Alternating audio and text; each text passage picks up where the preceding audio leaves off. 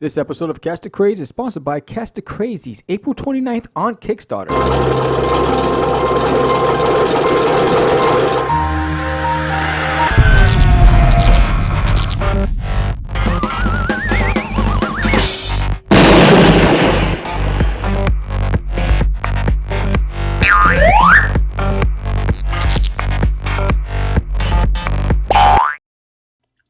What's up, Georgie? Another day in the office. Who do we have on? What up, Sammy? Yeah, tonight we have Mr. Russ Leach all the way from the UK, and he's got a book called Only Death Can Save Us, which I believe you got. The topic of the day is going to be, how committed are you? We got some really cool stuff coming up, so let's do it. Let's get it done, son.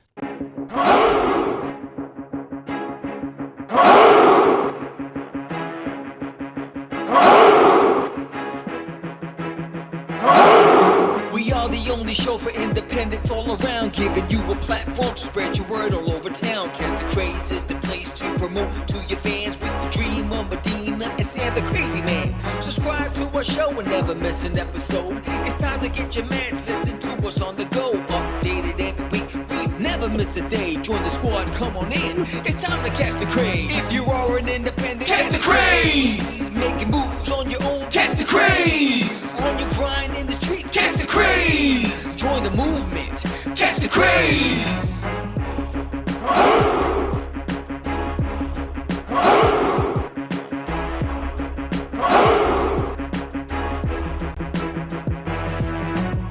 Yeah, George, we did it again.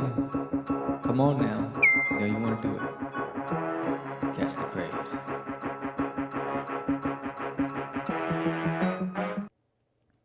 Cast to Craze is partnered with NSC Roadshow. NSCLiveTV.com and 8 Marketing are proud to present the NSC Roadshow podcast tour. As a creator, come to be treated like a rock star as we take you on a tour with podcasters from around the world. Got a Kickstarter, Indiegogo, or a project you would like to tell thousands about? Come and get on the tour. Are you a podcaster that would like more creators on your show? Come become a tour stop on the tour.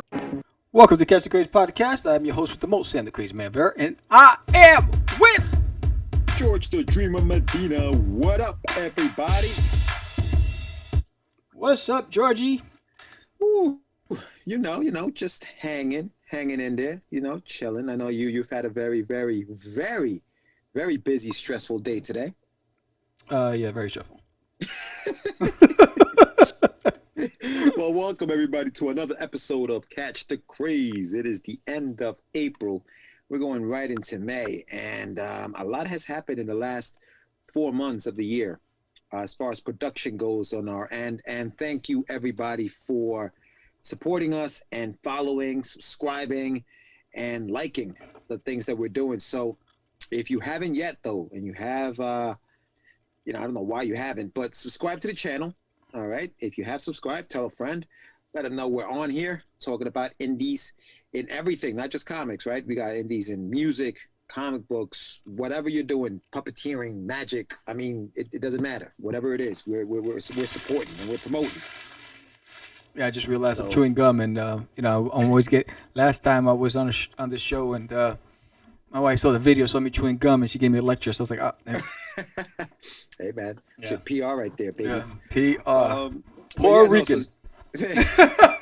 Yo, I remember when I first started working I was working at a marketing firm, and one of my coworkers, this girl, she was a producer. She used to put together all of the photo shoots, and she comes up to me and this Puerto Rican kid that worked with us. She goes, "Hey, you guys know anybody in PR?" And we're like, you know what? They no longer live in Puerto Rico, but we know a couple of people who live in DR. She's like, "What are you talking about?" Yeah, you said you know anybody who works in PR? She's like, "Public relations, not Puerto Rico, public relations." Dude. Puerto Rico. You gotta be more specific, man. You know anybody who works in PR? I was like, "Well, Puerto Rico, not really." That is awesome. No. That's awesome. No. So, so welcome everybody. Thank you very much for joining us yet again on another Friday. Today we have a fun show, man. We got Russ Leach. He has a book which you pledged on Indiegogo, right? It was Yes. called Only Death Can Save Us. Yes. Which Here's the book here. Very cool title. Look at that. I backed them on Indiegogo, and I also did an episode of What's in the Box. I also got this print. Oh, it's beautiful. Original print, and really good book. Really fantastic creator. Wanted definitely to have him on the show because the guy is just skilled with it. I mean, if you haven't checked out Russ Leach and what he does, I mean, his pages, look at this stuff, man. Yeah. Ooh. It's like fantastic. His art is just dope. Love that. So, Story and Art by Russ Leach. And yes. Wow, he did the artwork as well. Yeah, he's a beast. That's why we were talking. That's why I'm looking forward to this conversation about how long does it take him to do a page, all that other stuff. That's going to be, pretty dope. That's awesome, brother. That's awesome. Yeah, so we got Russ Leach on the show. The topic of the day is going to be how committed are you? Talking about commitment to your craft, and we'll be talking about that. We have, as we've been doing for the last month, we have our new segments, the indie news, and we have the, the shameless plug at the end of the show. So we have a jam-packed show today. Jam-packed show for everybody. And I know that we've been working on a lot of things. Actually, the Kickstarter ended yesterday. No, started yesterday. No, that's what I was about to say. April 29th. You're just taking away my thunder, homie. You're taking away my thunder.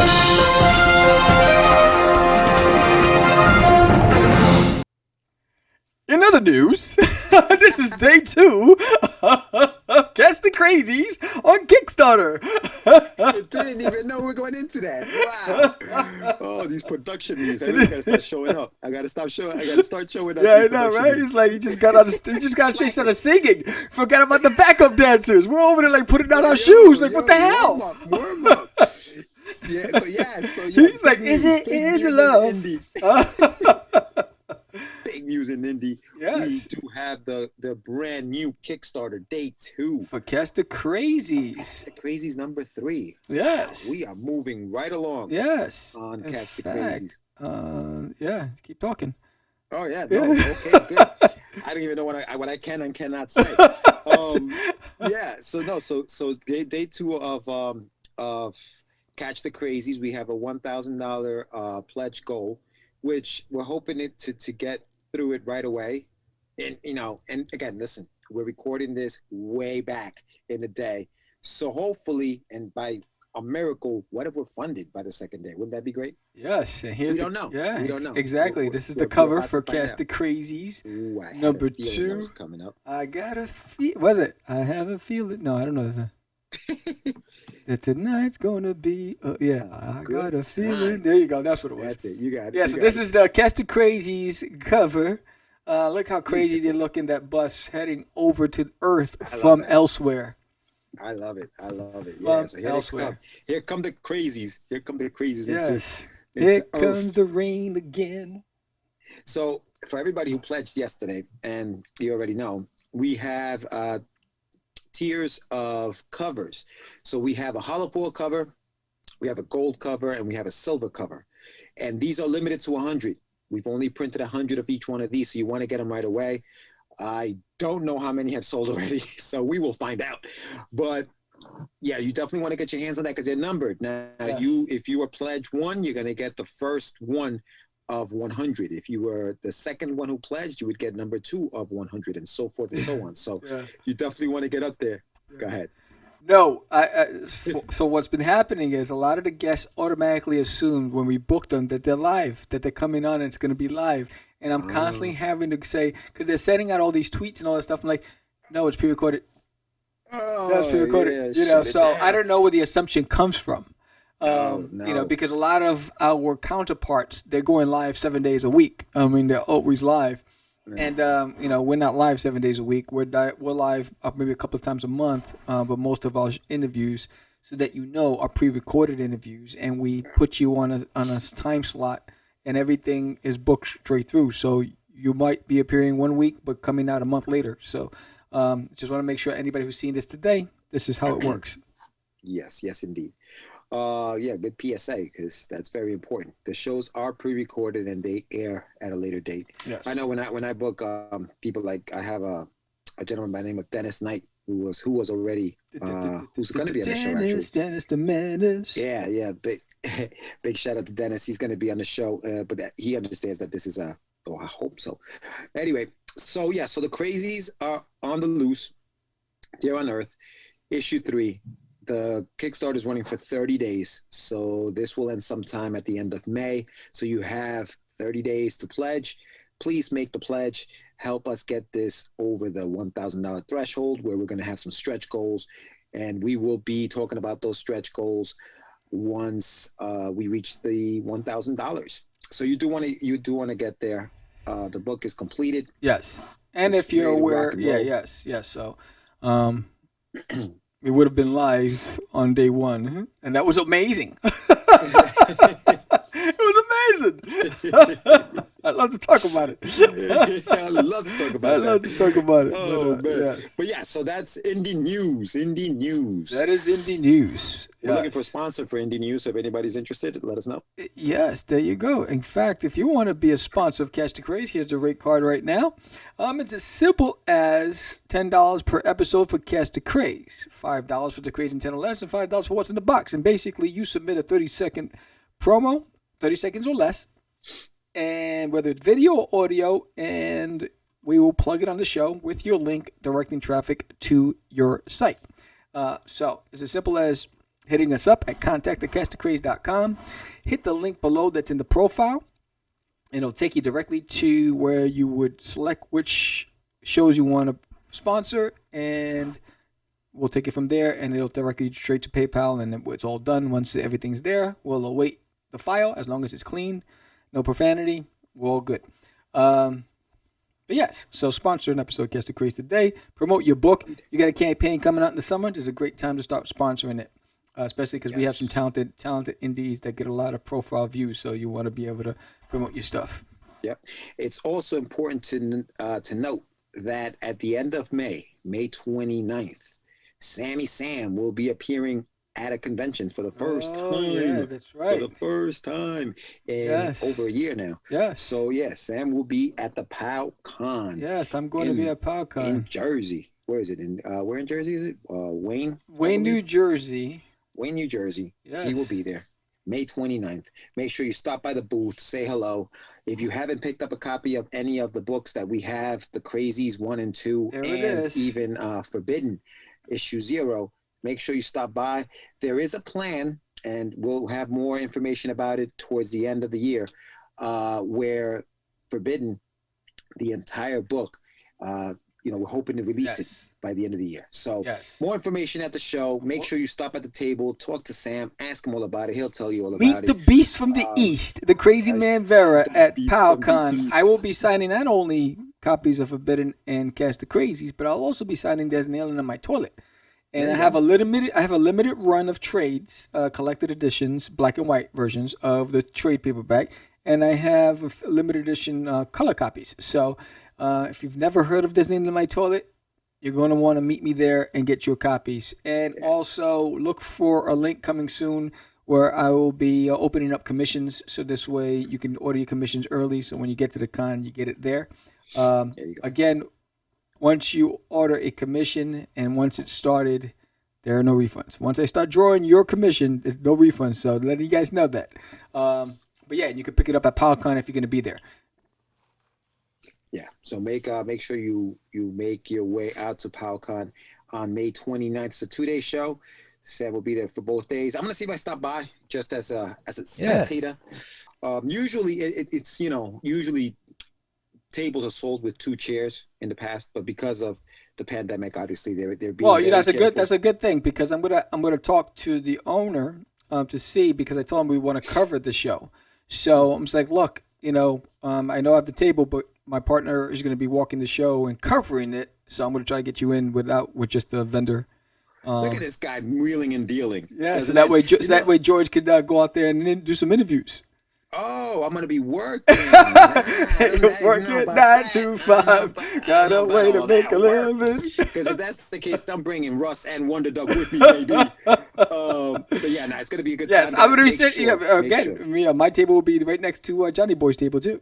Oh yeah, big shout out to Yes, Jonathan yes. Syfax, who will also be at the show. So Yes. check out Jonathan Syfax. His book, The Lesson, should be ready by then. I don't know what Yes. else he'll have. I'm sure he'll have some other stuff in there. So yeah, it's going to be a lot of fun. It's going to be good to get back into some kind Yes. of normalcy, I guess, as far as conventions go. Yeah. Yes. But before we get our guest on the show, let's do a little Get Your Meds.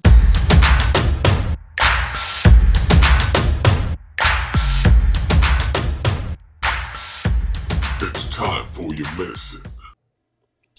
So, So, how committed are you? how committed? Why that are- topic, George? How committed? Just commitment, I think, is an important thing in everything we do, right? Life, Yeah. comics, industry. So, I don't know. I feel like I was thinking about that today because I was thinking, damn, man, if I, at 20 something years old, had been as committed as I am now, it'd be a whole Yeah, you were different acting ballgame. up back then. Dude, You I were was acting up. listen, man. I was single and ready to mingle. I'm walking around with. I almost my took him pink to the thing hanging out. streets. Dude, I was a mess. Yes, I you were. was young, Yes. and I just didn't care. Broke my heart. Uh, You were like what's his name in The Godfather, the brother. You broke my heart. yeah, what's his name? What's it? Dude, Vito. It's good. Vito No, Corleone. Vito Corleone is the Godfather, but Oh no. his sons. What's his name? It'll come. It'll come. Yes. Yes, it was rough. Yes. But I was thinking, I was like, dude, commitment is so important in anything we do, but specifically, especially in the arts, right? Like, and creators at the Fredo. time back then, and I don't know. Fredo. Yeah. Yes. And I don't know about today, because from what I'm seeing a lot of young people getting involved in this industry and having a lot of success early on. Big shout out to Kevin Mortatelli. It's a perfect example. Dan Kevin Ravioli. Mortatelli is killing it right Killing now. it. Yeah, he's over at Behemoth, and he has his own imprint. Happy Tank, I believe, his name, and he's got Freak Snow, and he's doing his thing. And the guy's been doing it for a while, though. Like, we had him on the show, we interviewed him. He had a comic book shop, he owned it.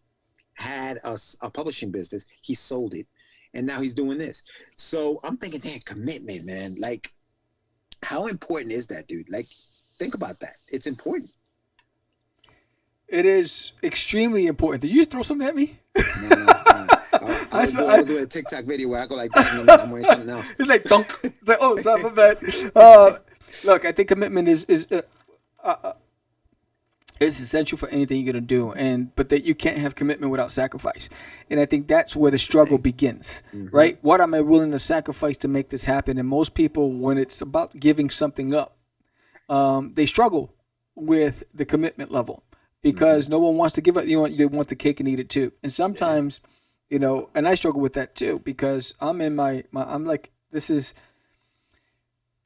right now. It's all or nothing. Right? And I'm in it all the way, and it means I've given up a lot of my personal time. All my time is dedicated to this. And I think what happens is, what I see is a lot of these campaign or these indies, they go into it because it's a cool thing to do, and then they have a rough go at it, and they realize, I'm not getting the notoriety, I'm not doing this anymore.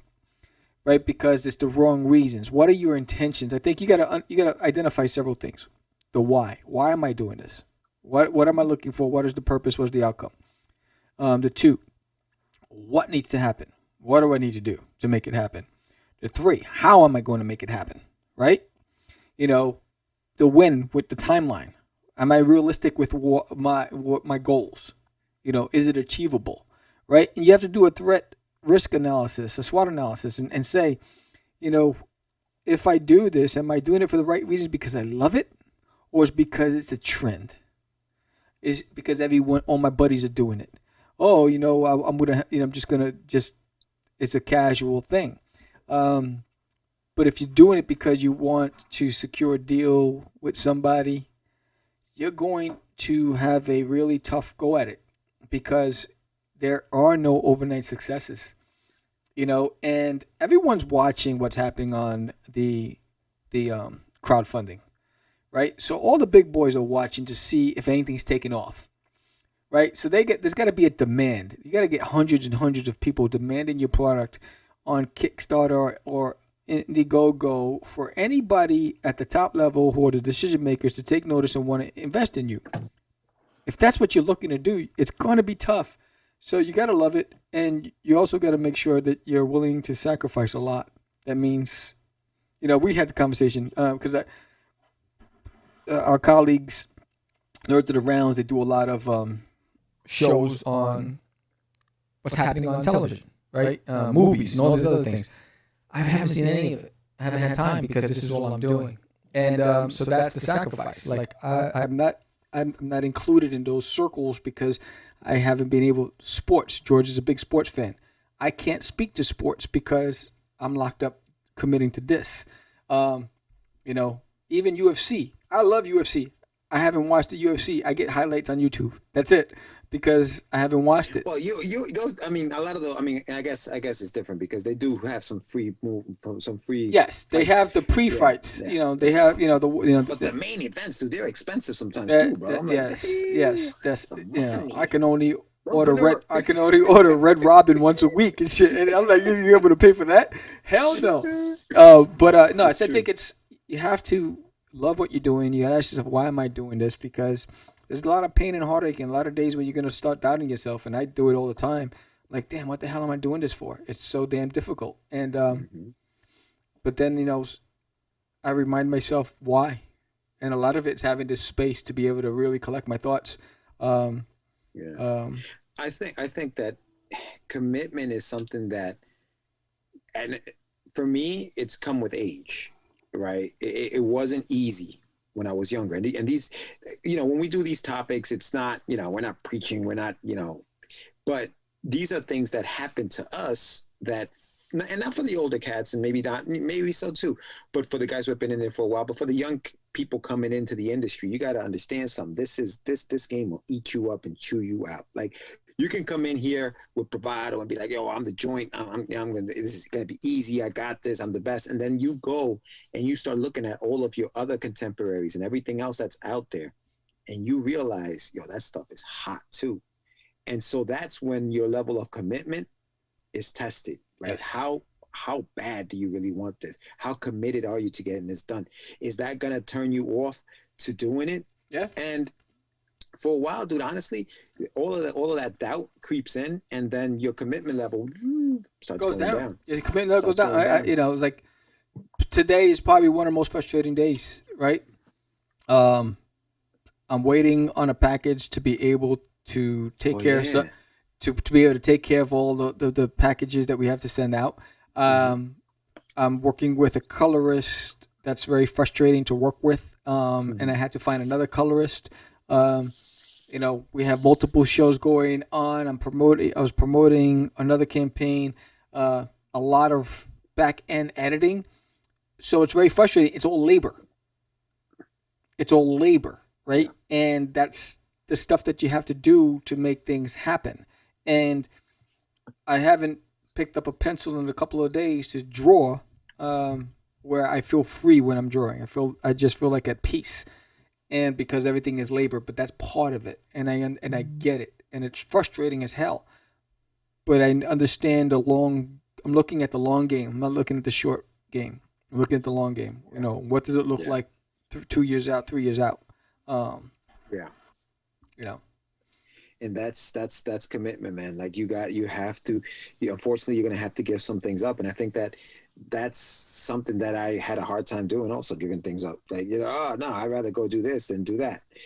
Which one is it? Because you can't have both all the time. And I think we were talking to Aníbal Arroyo, who's the artist on Forbidden, on the original 16 pages of Forbidden, which should be out by now. You guys should have already gotten them. And he said something that stuck with me too. He said, you gotta decide whether or not you want to be in the inside drawing or you want to be outside enjoying a barbecue with family and friends. Sometimes you got to give that stuff up sometimes. And that's not always easy. It's not always easy. Now, don't get me wrong. You can talk about the work-life balance, and I think you need to have that as well. But your level of commitment still has to be. And again, I don't knock anybody. If you're looking to be an indie and build your own empire, define your own destiny, then you have to make certain sacrifices. If you're looking to be a freelancer, then you can make all the time you want for all of your social stuff or whatever, and you can pick your own timelines, pick your own projects that you're gonna bid on to freelance because you're freelancing. But if you're trying to make it a business, all that other stuff is out the door, because especially the first couple of years, those first couple of years are the most important because you have to put out content and you have to put out quality content and you have to communicate and over communicate and you have to network and continue to reach out, and all that stuff requires time. And every moment that you're taken away from doing something in those three categories, someone else is taking a piece of your pie. So those are the things that you have to consider when you're doing this. If you just want to do it, you're a hobbyist, or if you just want to bring in extra income, then freelance. Don't become an indie. Stay away from it. Don't even do it, because you're going to just be filled with nothing but heartache. But if you do it and you do it successfully, you'll reap the benefits from it. If you're doing it for the right reasons, you care about it, and you're hungry, you'll be successful. But I see our guest in the waiting room. Yep. And that is another episode. Get Your Meds for today. Yes. So let's hit a commercial break and come back with Russ Leach. Yes. I don't even know what commercials we have left. Let's see coffee. I haven't seen coffee in a while. Don't have it, so we can't see coffee.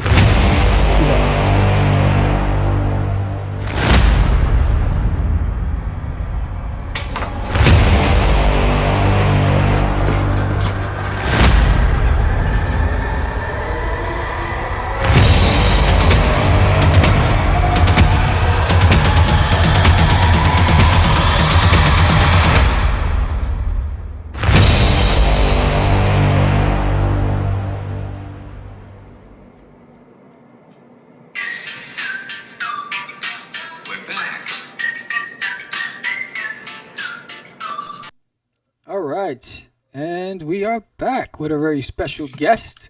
Yeah, the man behind Only Death Can Save Us.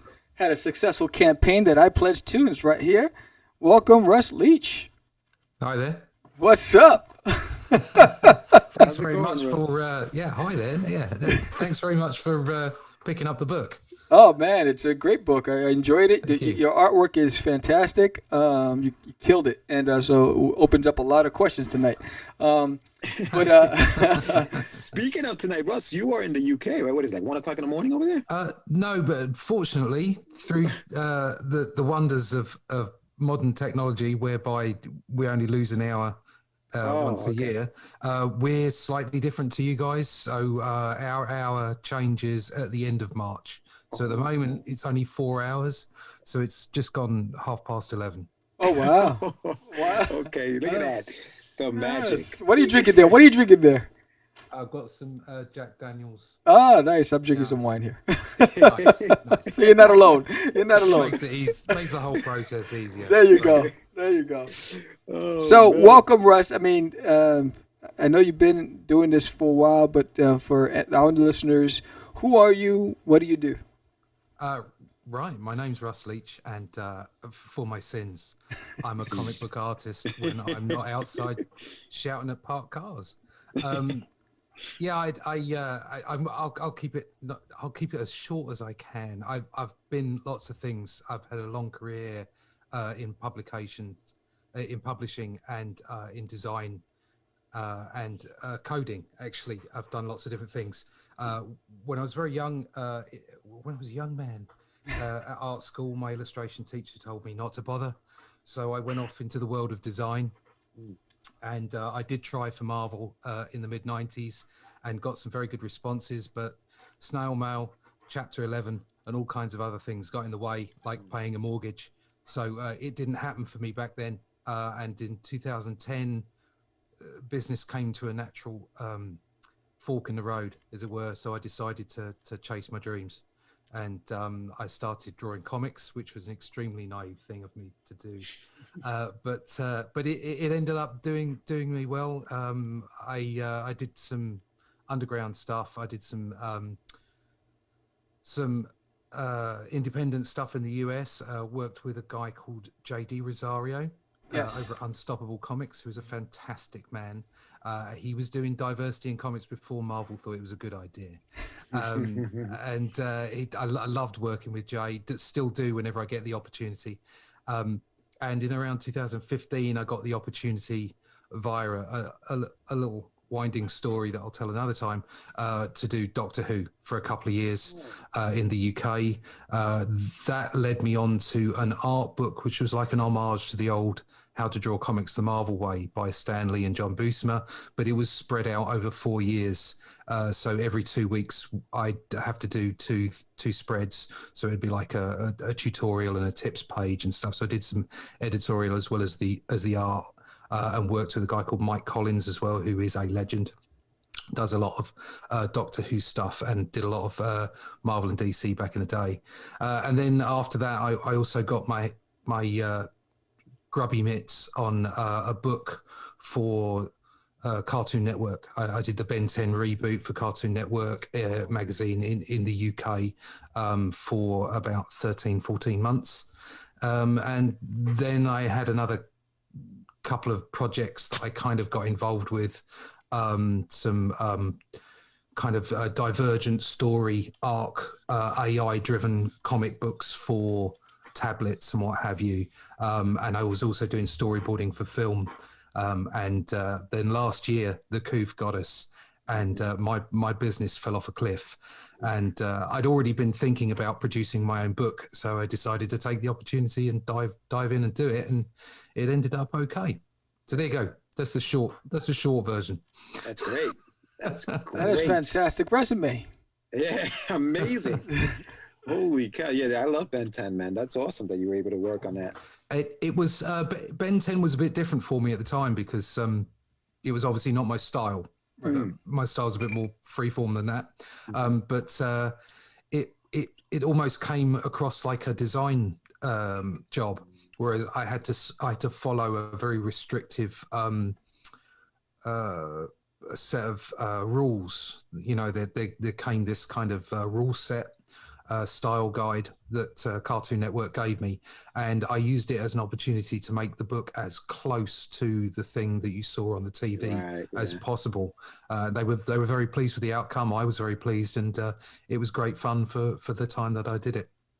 Love it. Yeah, I really love your style of art. Like, I'm looking at some of these penciled pages that you had on your Indiegogo, and it just looks amazing. I don't know if some of that made it into the book, but that looks great. Thank you. Yeah. Well, my inspirations, because I'm old, my inspirations are definitely old. They come from the Bronze Age. So the artwork I sent off to the States to Louis Lewandowski, who was the new talent manager at the time in '95. I was trying to be Jim Lee. Pretty much like everybody was trying to be Jim Lee at the time, and only Jim Lee can be the best Jim Lee that Jim Lee can be. So there was no point in me trying to do that. Although I didn't realize at the time I was naive. I didn't understand. So my time away from comics, although I've had to catch up very quickly in the last 10 years, it actually helped me. I matured, and it meant that when I came back, I could see the real inspirations, the real reasons why I came to comics. Jim Lee, I love Jim Lee. He's fantastic, wonderful artist, but I shouldn't have been trying to be Jim Lee. I should have been trying to be myself. And that's the lessons I think all artists come to in the end. And I had my Jack Kirby moment where I realized that Jack Kirby wasn't drawing these horrible blocky things. He was actually a genius, and that meant that I could properly investigate my own art and see where I was going wrong, but also appreciate so many more forms of comic book art, because we're all so different, and we all bring something different to the table. Wow, yeah. It's funny because I see a lot of resemblance in the way you structure pages in like George Perez. You know, wow. Yeah. So when I was reading your book, you know, whoa. You're right, Russ. You're right. Yeah. I'm getting in the feels there. It's not the booze, but it's seriously. When I looked at it, I was like, wow, man, and I was very impressed with Thank you. not only the attention to detail, but the way you structure each page and the amount of information coming off the page, in each page. And so I joked about it when I did the What's in the Box, how I got exhausted watching it. So I can imagine how much time you put into it. But kudos to you, because I know you wanted to have like a throwback type comic book. I think you nailed that in it. So tell me, you definitely reacted to me saying George Perez. Were you a fan of his at all? Yeah. I mean, I loved that whole era. Yes. So basically, you're talking from mid '60s all the way into the mid '80s. The reason that I knew a lot about the '60s because there was an awful lot of reprints going on in the UK when I was a kid. The book that hit me most was Captain Britain Weekly, which came out in 1977, I think, around that time. And within its pages, apart from great artists working on Captain Britain, like Herb Trimpe and John Buscema eventually got a run on there as well, you also had reprints of Fantastic Four, started with Kirby through Buscema, and then into the artists that followed on. And that was all inked over by Joe Sinnott, and it had this wonderful, it didn't matter who Joe Sinnott inked, he made them look spectacular. Not that John Buscema or Jack Kirby needed that, right, but the team up of those kind of talents. And so that whole era, so Jim Starlin as well is a big influence. Obviously, I love me a bit of Neil Adams as well. I love the Batman at the time. So it's just all those artists. You just like throw them in the mix, and they're the people that mean most to me. Nice. So yeah, no, definitely. Talk about the when did you conceptualize Only Death Can Save Us, and what was the spark that generated that idea? Right, okay. I wanted, like I was saying, I was doing storyboard work and work for another project, but I decided I wanted to do it anyway, I think probably back in 2018. And I wrote a script called Emissary, which was kind of a love letter to a graphic novel by Stan Lee and John Buscema, which was Silver Surfer graphic novel. The name escapes me. Something to do with justice. Anyway, I can't remember the name of the novel. I've got it up on my... one thing you will work out with me is, one, I'm shallow, and two, I am crap with names. I will never remember anything. Same here. So, I remember faces. So anyway, this graphic novel sort of like really sort of punched through. It made a lot of sense to me to do something slightly different. And what it was one page one panel per page for the whole book, and I kind of thought I wanted to do something like that, an homage to the Bronze Age. But I wrote the whole script. I did a 60-page book, wrote the whole script, ran it past an editor, and then I kind of looked at it and thought, I think that's too slow. I think as a first book I should do something that people can connect with on a little more, on a little easier than just doing it that way. Right. So after I'd written Emissary, I sat down and thought, well, what can I do? I need to make something that people can connect with, that they know. Maybe characters from Greek mythology or something like that. I was looking for a kind of a pantheon of the gods kind feel. I loved Thor and the Avengers and that kind of stuff, but the idea that you have gods and science fiction all sort of rammed into one kind of made a lot of sense to me. Right. I also listened to a whole bunch of pseudo-scientific crap on YouTube, and there's so much stuff out there that it's really fertile ground to feed the imagination. I do have some esoteric thoughts on the whole idea of existence and quantum physics and that kind of. I listen to that kind of stuff as well. So I kind of wanted to pack the whole thing in, and have this sort of cosmic cube, Stalin-esque kind of cosmic vibe to it. And I thought, well, death, the Four Horsemen, but more importantly, death Death's never been a superhero. He's always the bad guy, or he's always seen as kind of stoic. And it was only in, what was it, The Grim Adventures of Billy and Mandy? He was great in that. And I kind of had that sort of, why not pair him up with a human and have him kind of create this relationship with that human, but at the same time have a cosmic backdrop, and so kind of have this urgency of this thing that might end the universe. And that was where it was born. I kind of like, just thinking out loud to myself, and I woke up with a few ideas in the middle of the night and jotted them down, and that's where it started, really. That's amazing. That's an amazing story as to how you came up with this idea. He's like, let me write something that people can relate to. Death. That's what I'll do. Well, yeah. That's what I'll do. People relate to death. I mean, the thing is there's two things that's certain in life. That's taxes and death. That's it. And there's nothing you can do about That's it. My personal view is there's something else beyond. I don't want to get too deep, because obviously this is supposed to be about comics. You're supposed to be shallow, Russ. Yeah, You're supposed to be shallow. Yes. Well, I like shallow films. I like big explosions and science fiction and stuff like that. I don't want to sit there and watch a drama. What's the point in that? Life's too short. My view is that there's something else going on. I'm not a religious man, but I think I might be a spiritual one. There is definitely something else going on, and I think that there's a good reason to talk about maybe what happens afterwards, or just trying to broaden your horizons as to maybe what else is going on in life. The trouble is we're all running around, trying to make the best of our lives by buying stuff and earning money, and none of us ever stop and think. Sure. I mean, maybe that's what the guy in charge doesn't want us to do, is stop and think, because if we stopped and thought, maybe we wouldn't want to do it anymore. But I have that kind of thought process. So talking about death, death is a thing. It's a thing that's part of life. As sure as you're going to live, you're going to die. But also, just having fun with a character that you wouldn't expect to have fun with, doing something slightly different. And, I definitely like the twist of death being a superhero. I think is what captures you. Like, not only is it death and it's unknown, but also the fact that now it's not. We always think of death as the bad guy, right? And you've turned it on its head and said, okay, no, we're going to make this guy the hero. And I think that's pretty brilliant. Yeah, he's effectively saved the universe several times.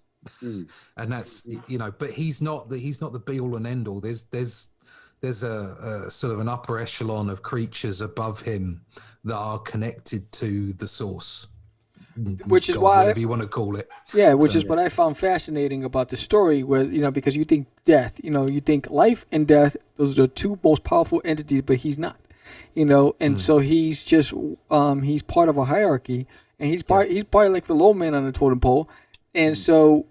But he still winds up putting himself in situations, hoping for support, hoping that backup show. You know what I'm saying? I thought what I found humorous about it was where he's sitting there and he's asking people they have to tell him why they died, what happened, and I thought that was pretty funny. I thought it was a great twist on people coming through from one the gates, and I thought that was pretty dope. That's awesome. Yeah, I wanted to inject levity. I wanted it to be fun. Something that I enjoyed about Bronze Age books in general was there was a tongue firmly stuck in a cheek. They were having fun with those stories, as deep as some of them could get. I mean, you look at some of the cosmic stuff from Stalin, there was some real sort of spiritual dips there. They were reaching. And there were relationships as well. I mean, people go on about relationships and politics and all kinds of stuff in modern comics. It's always been there. It's just how you present it. And the idea is to have fun with it and let the reader decide what they want to take out of it. I wanted to have fun with those kind of things. And it was important that he had a relationship with Chrissy, and that Chrissy brought him out. He's this stoic, bored elemental, and he didn't, he's just sitting there listening to all these stories of people running after their cats and getting knocked over and stupid stuff, and they kind of got to log this information before they can pass to the next phase of their of their reality, which might be reincarnation, it might be a trip to nirvana. You don't know. He doesn't know. Right. That's the whole point. He's not there to know that. He's just there to help them on their way. And of course he finds himself in a situation where he's actually got to interact with a real person, and the real person, although incredibly intelligent because she's a scientist, she's a real person. She just like, she forgets stuff like getting milk and chips, and they have these silly conversations, and that's it. It's the humanity of it. That's what I wanted to get across, and I managed to do that, I think, in the first book, along with the help of Rick Hoskin, who did came in and looked over the dialogue for me, and excuse me, and added some plot points. And right now he's in the middle of writing up the plot for the second book. And we've also had discussions about how the books will end in the third book, and then a second arc of book 4, 5, and 6 as well. That's awesome. How did you meet Rick? On Doctor Who. Oh, okay. I worked with him on some Doctor Who stories, and he reached out to me a couple of years ago and said, did I fancy pitching to DC for a couple of things, which I did, and we didn't get anywhere because Rick's too good a writer. No, that is amazing. I love the fact that you were able to collaborate with him, and he was able to come in and not overwhelm, I guess, your book with his stuff, but almost just say, let me just touch it up a little bit. Just put a little, just inject. It's still your stuff. It's still you, but let me just throw some of that stuff. Oh no, he did that. Awesome. He was very respectful of it. Very respectful. And so it's got to that point where in the second book, I'm trusting him with the world that I've built. And I'm now saying, right, you run with it now. Let's see what we can do. I want these things to happen. I want these key aspects. As an example, without giving too much away, I want a scene where Chrissy becomes more in control of her powers and teleports Death around a rather large opponent, and so gives him the opportunity to have the final kill with the scythe. Right. Nice. So you have to build that up with their relationship, him trusting her getting her powers and kind of understanding him a bit more. But then the whole action of him being pitted against this massive creature. And at the moment, we've got a working title called Titans. So book 1 was called Keystone, and book 2 will be called Titans. But it's also a nod to some of the information you'll find out about the people that are upstairs from Death, or the entities, should I call them, that are upstairs from Death in this as well. Right, and I love the fact that even though he knows that he's entering a fight that he can't win alone, he still does it with the hope that resources will show. Yeah, that's what heroes do. Yes, and it was fantastic. Because that's why I had so much fun reading it, because it had a lot of those ingredients that make for a really cool adventure. I think that I did go and read somewhat because I didn't count myself as a writer, so I went out there and researched about heroes and villains, and the best villains are always the villains that don't think they're a villain. Yeah. They think they're doing what is right. Sure. And Satana, in his own twisted way, thinks he's doing what is right. The heroes always need to have a weakness.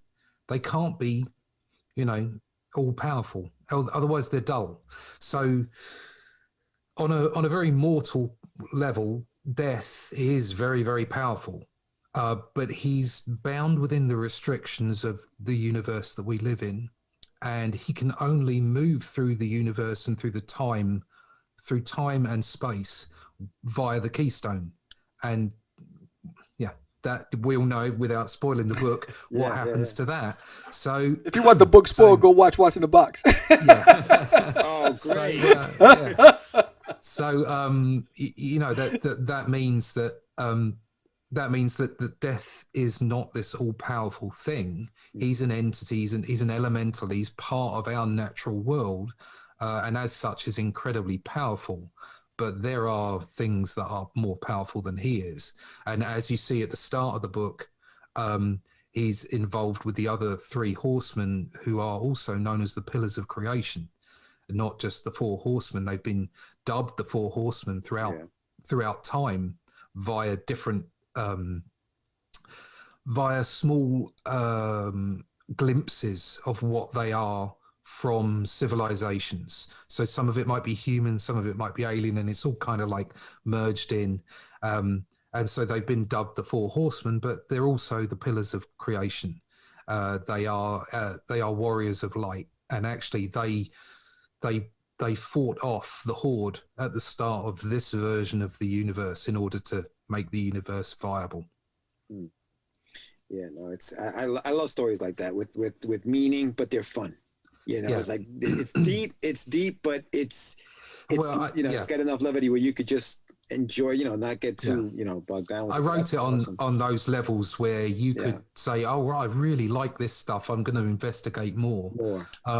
Or you could just go, oh no, this is a great bun fight, these two are kicking the crap out of each other and I'm really enjoying the story, and that's it.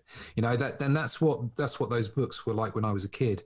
There would I got a vocabulary from comic books. Comic books are an incredible medium. They educate without needing to try and educate. They just are educational. It's the single most important medium we have. We used to scroll pictures on cave walls. They were comic books. It's as simple as that.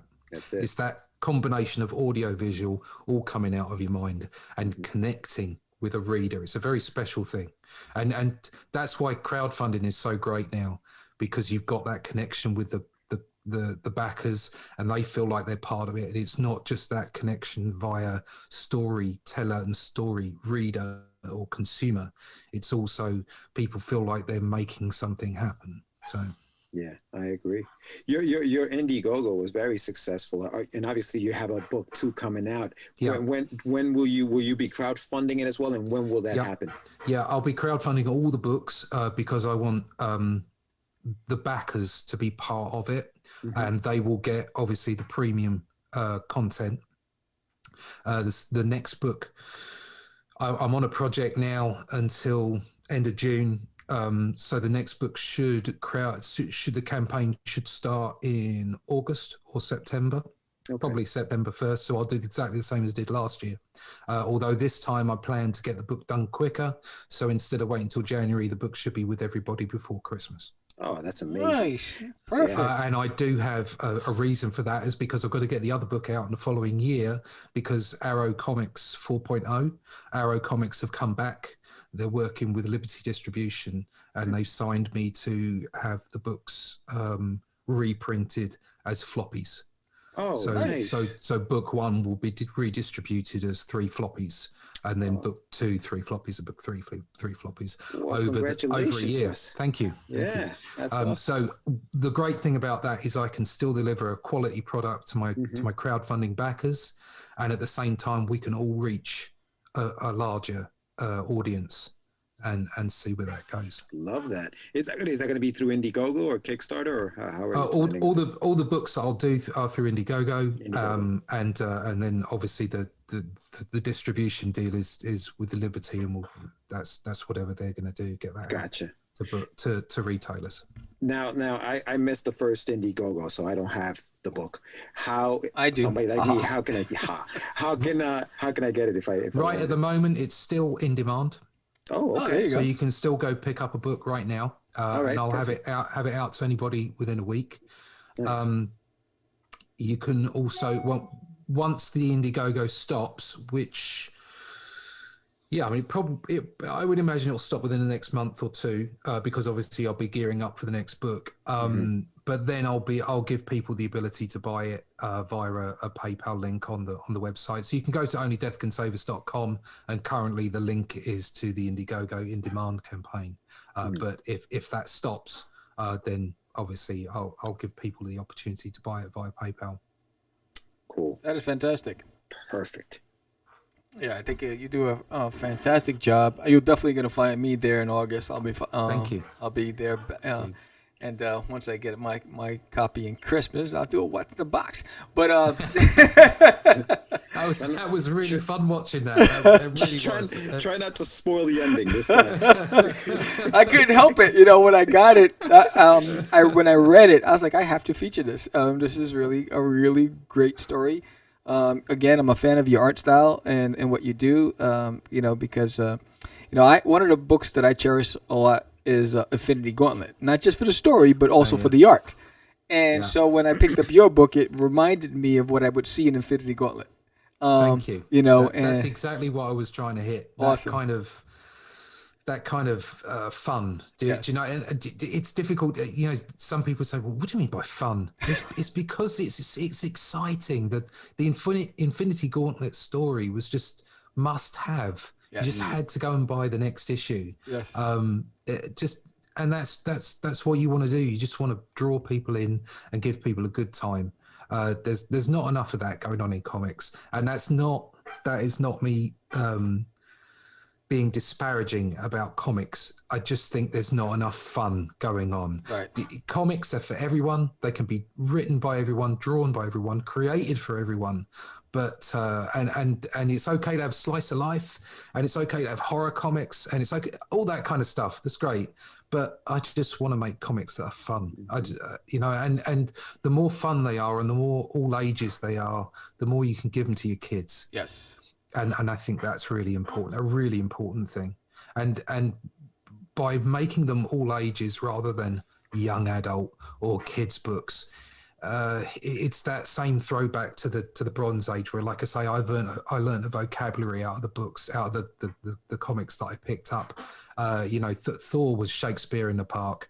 It's just it just the whole thing, and it drags you in, and it makes you think, if I hadn't have read Thor, I wouldn't have read Lord of the Rings.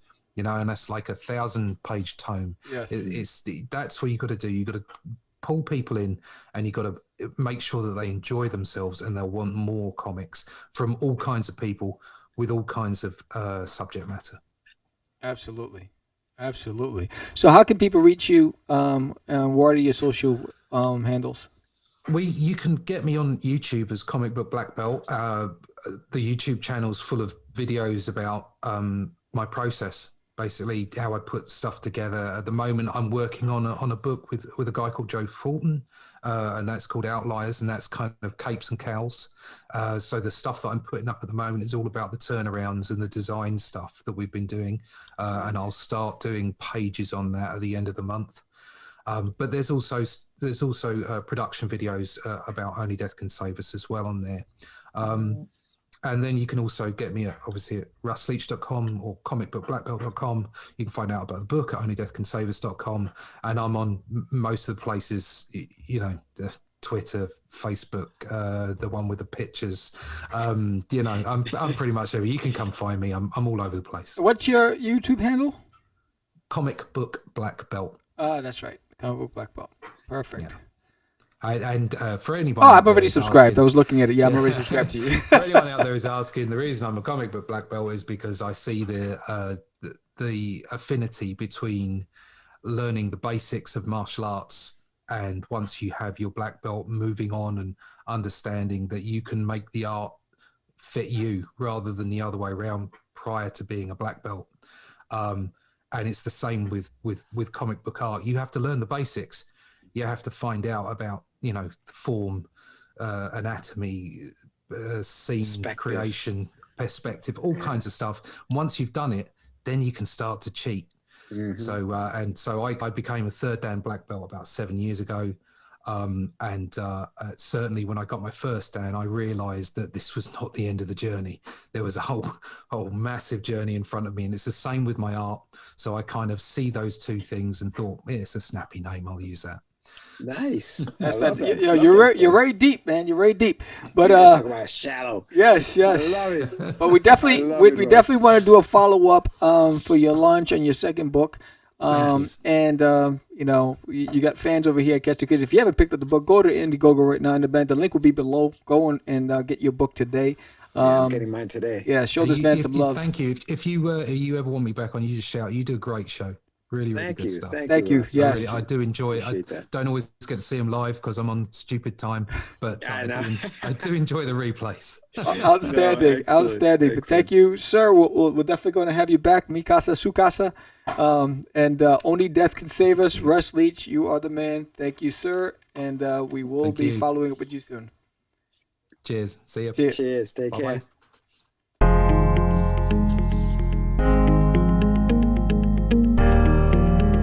So that was Russ Leach. The freaking guy's amazing. He's a true talent. Excuse me. I gotta get this out of the way.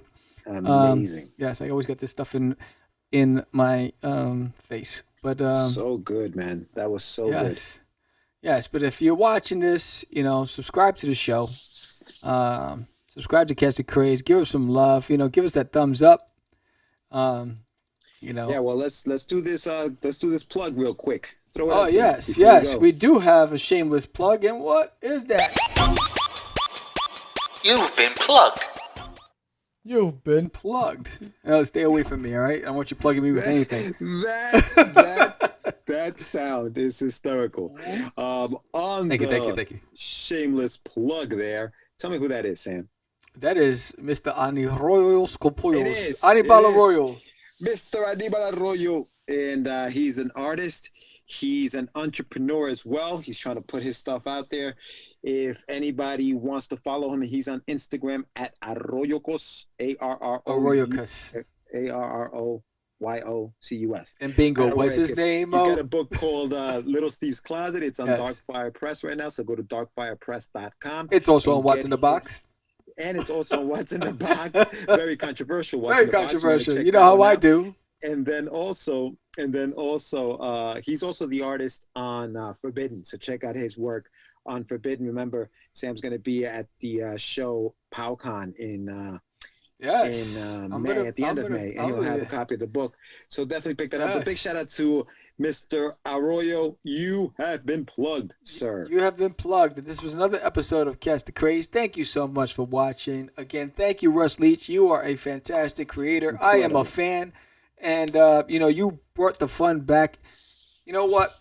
That's why I created There's an Alien in My Toilet, because I wanted fun in comics. To bring the fun back? You guys will know about it in the fall.